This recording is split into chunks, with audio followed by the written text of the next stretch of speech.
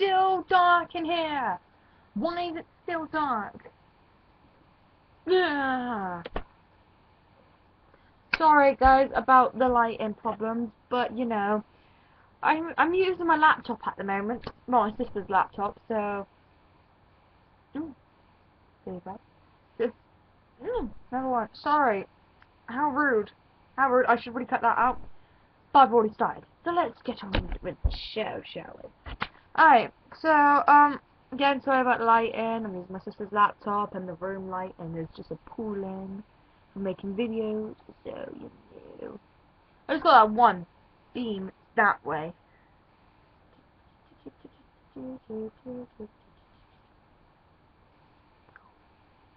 Okay, on to the movie review. My movie choice is Perks of Being a Wallflower. Well, this one came out quite recently. I saw it around, say, 2 weeks ago? Yeah, 2 weeks ago. I went with a couple of mates on the Orange Wednesday because, you know, we have no money.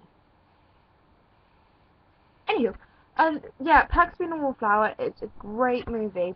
It was actually done really well.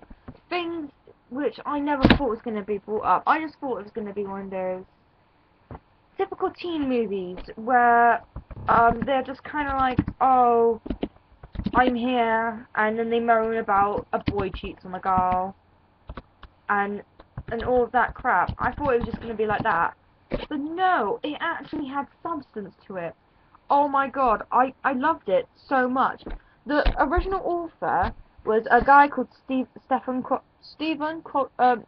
Kohovsky, and he was amazing. It was published in 1999, and it was just, oh my god, it was an amazing thing to watch.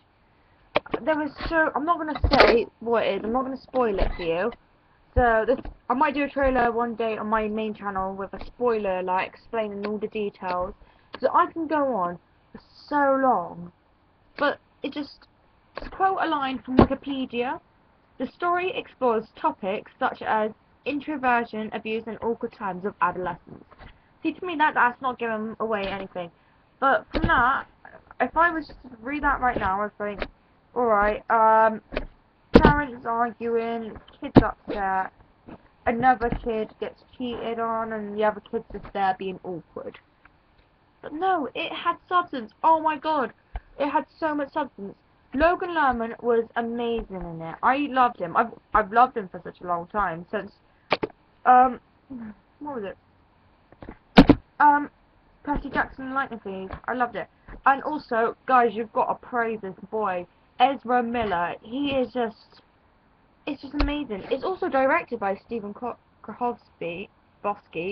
Sorry for my pronunciation. But back to Ezra Miller. Oh my god, he was on what? We need to talk about Kevin. That should have got a lot more nods. You know, people out there ashamed. And Emma Watson, she didn't play that typical sidekick. She was the sidekick in the movie, obviously, because the main guy was Logan Lerman, whose character was Charlie, and he was such an awkward teenager, which in the film, I related to a lot to Charlie, not in some of the ways in which it's explored, but just the way he is. I can relate to all of the characters. There's one quote where it says, "We accept the love we simply deserve," and I think that's a beautiful quote.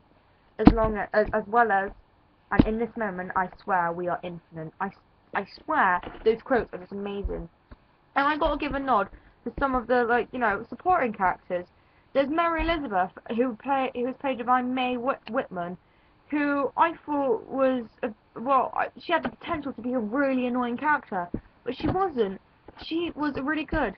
And also Maylene Linsky, she played Aunt Helen, who you feel sorry for at the beginning of the movie, and then you're like, bitch deserves a slap, kind of thing. You understand where she's coming from.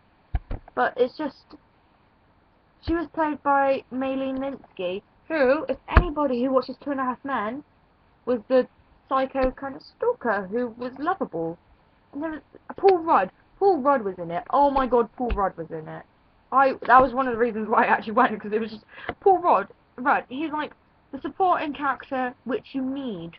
There's like a bunch of supporting characters, which is like, you need him. We needed him in this because he's like the light for Charlie's character to go through the rest of the performance, rest of his life. There's also, oh, let me just have a little look. It's Brad, played by Johnny Simmons, and his character's got so many layers to it. He's a supporting character. If you watch the movie and concentrate on all the bits he was in, you understand him. You don't accept some of the things he does, but you understand. Oh my god, it was just such a brilliant piece of work. It's gonna be, I don't know, this is either my favourite movie of this year or the second favourite. The Coast with Dark Knight Rises, but I was talking to my friend about it the other day, and I was like, well, I can't really compare them because they're two completely different movies on their own merit. Whereas Dark Knight Rises is like, what would you do? Like, are you a good moral person type of performance, and all the actors there, even the supporting cast, was great. But this one was more personal. That one, Dark Knight was broad. Perhaps being a Wallflower was personal. Not to say that people who haven't experienced things that some of the characters experience can't enjoy the movie. I was sat watching it with a couple of friends who I've known for a long time and haven't experienced some of the things in here, but they were still like, oh my god, kind of thing. And I was crying.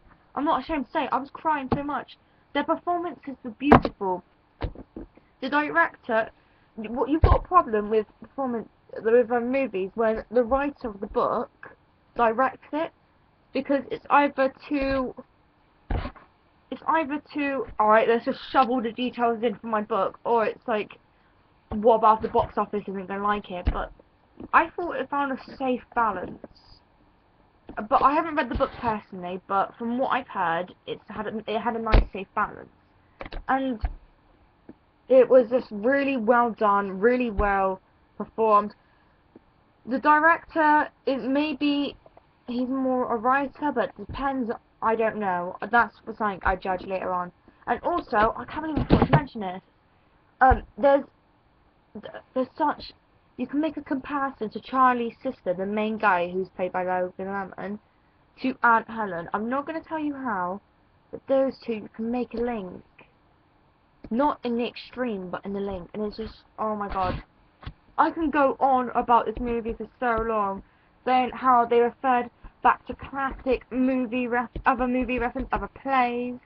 There's like so many references, and they got a song by David Bowie on there, Heroes. Oh my god, I thought it was ruined by the X Factor lot when they did it. Well, not ruined, but changed. But no, listening to this, I was like, oh, this suits, this goes.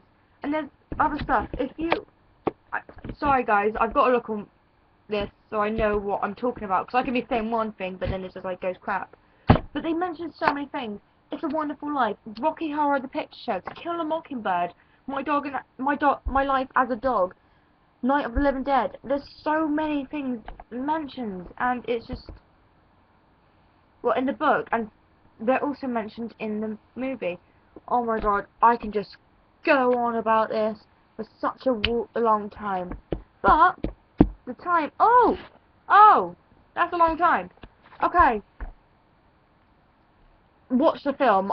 It's not one of those things like, oh yeah, buy it on DVD maybe. No, watch the movie. Buy the DVD. If there's any posters, get the freaking poster. Alright, it's me out. I've done this too long. Bye guys. Bye.